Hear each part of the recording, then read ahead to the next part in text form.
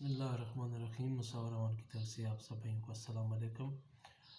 ये डॉक्टर साहब की ज़रूर बात सुने, माशाल्लाह बहुत अच्छा बताते हैं। कसाईयों से बचें क्योंकि यहाँ पे तो बिल्कुल लूट फूट पड़ी हुई है, महंगाई है, 1500 फीस है, 200 रुपया कार्ड का है। आप जहाँ जाते हैं आपको परेशानी है, लेकिन क्या करें, इलाज तो कराना है। लेकिन आप जो है इनकी बात सुने और इन पर अमल करें, इंशाअल्लाह अल्लाह ताला आपको शफा देगा। बहुत शुक्रिया।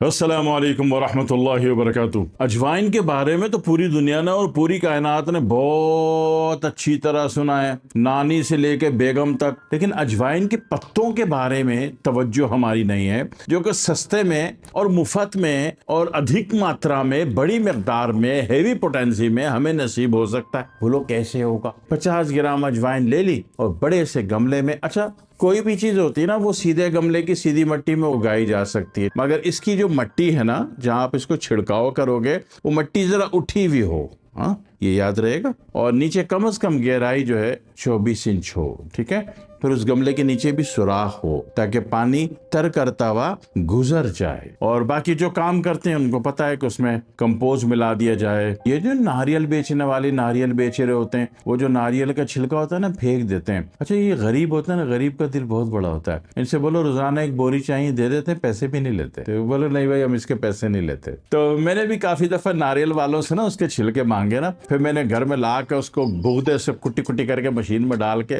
कंपोज बनाया। तो वो हर पौधे में, हर गमले की मिट्टी में मिलाया। और इसी तरह अपनी जमीनों पे भी काम करते हैं, तो वहां भी हम मिट्टी में इसको मिलाते हैं। तो जैसे पानी 10 दफा देना है तो समझ लो कि 3 दफा देना पड़ेगा, पानी कम देना पड़ेगा ना। उसका जो गीलापन है वो ज्यादा अरसे उसकी लाइफ को, हयात को ऑक्सीजन देता रहेगा। तो कंपोज बनाने के बहुत सारे तरीके, लकड़ी का बुरादा भी काम करता है, ये भी काम करता है। आपने 24 इंच नीचे गहराई हो, ऊपर जो मिट्टी है उसमें जनाब आली आपने थोड़ी सी अजवाइन 1 चम्मच भी छिड़क दिया तो एक गमला पूरा रेडी है। 7-8 दिन नहीं गुजरते कि इसके पत्ते आ चुके होते हैं। इसके पत्ते फायदेमंद बहुत हैं, अजवाइन के पत्ते फायदे बहुत हैं और हर कोई उगा सकता है, अपने घर में उगा सकता है। सुबह हल्का सा पानी की बोतल में हल्का सा स्प्रे मार दिया करो। दूसरी बात ये कि इसको तोड़ के कुचल के दांतों के किसी भी मसले पर को पेस्ट बना के 8-10-12 पत्तों का अगर टूथब्रश में डाल के करेंगे तो मसोड़े को भी फायदा और दांतों को भी फायदा। इसके पत्ते उबाल के रोज गरारे करेंगे 40-41 दिन तो हलक के पूरे मामले को फायदा।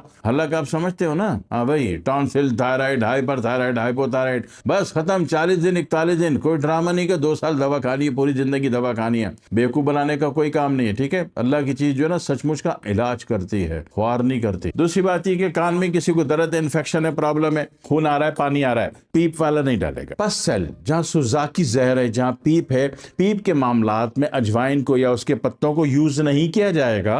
बाकी हर केस में यूज किया जा सकता है।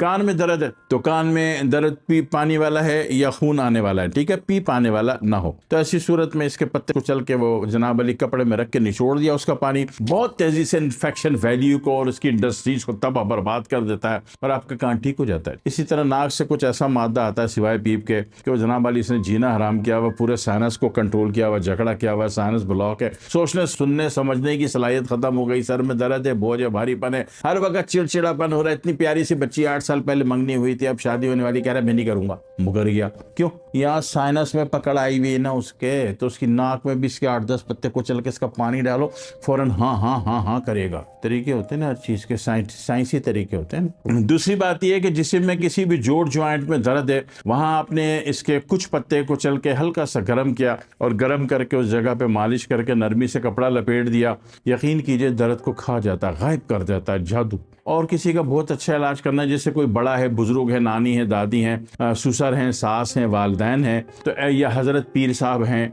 तो ऐसी सूरत में क्या करना है कि जब उनको जल्दी रिलीफ देना है ना, तो उनको जब इसकी 1 बड़ा चम्मच इसके पत्तों की चटनी ली, हल्का सा गर्म कर लिया, उस चटनी को और घुटने पे जैसे कमर पे लगा के ना प्लास्टिक का शॉपिंग बैग लपेट के ना 1 घंटे के लिए कपड़ा लपेट दो। कपड़ा नरमी से लपेटना, सिर्फ हवा से बचाना है, जोर नहीं लगा देना, रगे नसें लॉक हो जाएंगी, टांग इतनी फूल जाएगी गुब्बारे की तरह। नरमी से लपेट दो ताकि कि ये जो बुजुर्ग हजरात होते हैं इनको जल्दी सही होना जरूरी है और उनको जिंदा रखना भी जरूरी है। बुजुर्गों को, जिस घर में बुजुर्ग नहीं होते ना वो घर पूरा लुट जाता है। आधे मसले अदालतों में रिश्वत दे दे के पूरे हो जाते हैं उसके जिंदगी में, और आधे मसले दवाएं खा खा के पूरे हो जाते हैं। हाँ, दूसरी बात यह कि पेट में किसी भी किस्म का बलगमी इन्फेक्शन है तो इसके 11-12 पत्तों को उबाल के पीना भी आपको फायदेमंद होता है। साइनस आपका ब्लॉक है, उसके 11-12 पत्तों को उबाल के खौला के उसकी भाप लेना भी नाक को फायदा देता है। जब इसकी नाक में भाप लेंगे तो आंख आपकी अच्छी तरह बंद हो या आंख में कपड़ा बांधा हुआ हो तो जरा ज्यादा फायदे में रहेंगे, क्योंकि आंख को गर्मी नहीं चाहिए। इसी तरीके से कहीं भी दर्द है तो वहां पे भी जनाब अली की कोई जख्मी इन्फेक्शन है, दर्द में तो आपने इसकी हल्का सा प्लेट्स बना के गाढ़ा मवाद गर्म करके लगा दिया था। इसी तरह कहीं पे जख्मी कैफियत है तो वहां पे भी इसके पत्तों को कुचल के उसका पानी गिरा देना आपको फायदेमंद देता है। इसके फायदे इतने कि आप सोच नहीं सकते।